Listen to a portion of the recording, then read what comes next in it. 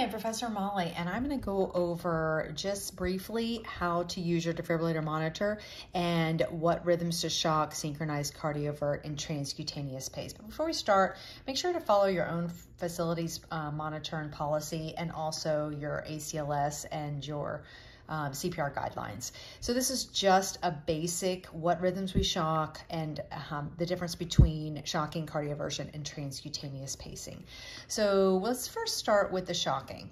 And when you have to shock somebody, this is somebody that has a ventricular dysrhythmia and they are unstable or they are needing CPR.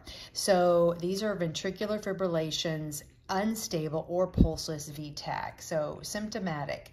These people are going to need to have the pads placed on them. So you're going to get your crash cart, you're going to get your pads, you're going to place one pad on the front side over the to the right side of your sternum, and it's going to go over your top chest. And then you're going to have the side lateral go underneath the left side. Your heart is right here. It's going to go under the left breast to wrap around the side.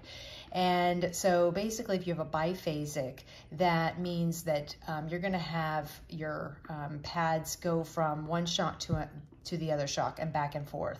And then if you have your monophasic, it's just going to go one way. So that's why you're going to notice that the joules are different there. So when you are ready to shock somebody, you're going to turn the defibrillator on. So you've got your on button here. So it's usually the first thing you're going to do, turn this monitor on, double check to make sure you've got a defibrillator, and making sure your AED is not connected. Sometimes there's a little door on these little devices, or the AED is intact, but if you're going to be using and doing this without the AED, you need to make sure that the door is open, the AED is not connected. You're going to see the rhythm typically right here. So you're going to turn it on, and then you're going to select the amount of energy joules. The joules that you're going to mount is the energy you're needing to do the shocking. Sometimes your defibrillator has the joules up here, but your typical biphasic is 120 to 200 joules, and your monophasic is about 360. And after you select the joules, you're going to hit the charge button. Now, you may continue to do CPR during the charge, but when it's ready to charge, you're going to, before you shock, make sure that whoever's pressing this button, make sure everybody's clear, and that means nobody's even touching the bed. So you're going to press the shock button.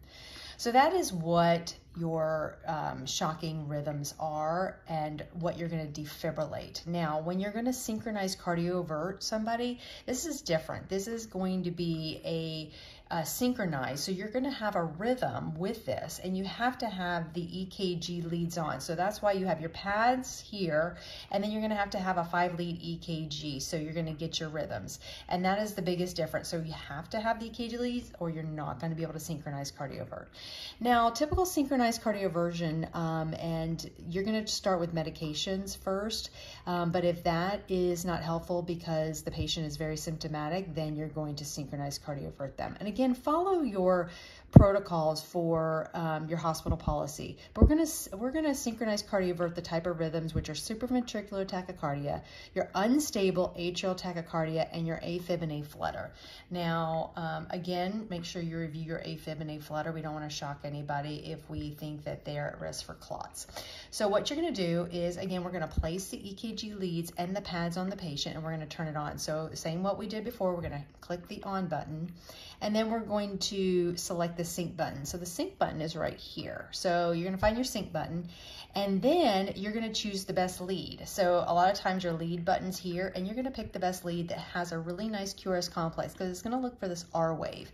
And the sync button is going to sync to the R wave, which is really neat, because what you're going to see is these little little lines, not hashtags, but little lines over the R wave. So the QRS complex, it's going to look for every single one of them.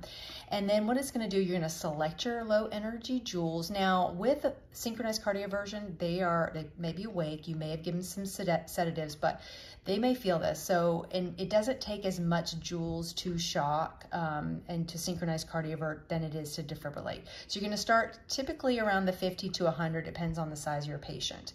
And then you'll go up if you need more. So you're going to select a low energy joule, and then you're going to press the charge button. the little charge button again, make sure everybody's clear, and then you're gonna shock them. So you're gonna press that shock button.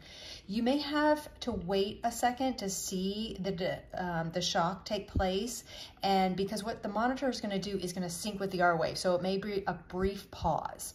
And now the last one we're gonna talk about is what do we transcutaneous pace. Now what we're gonna do is we're gonna start with medications first, but if medications were not effective, we're going to have to transcutaneous pace somebody that is symptomatic. So that's that symptomatic bradycardia, usually less than 60 beats a minute, and then our heart blocks, usually second degree type heart block type 2, and then third degree heart blocks. And so these patients are symptomatic, and we need to get them better before they have problems and complications. So it's really important. Again, medications is what we start with first.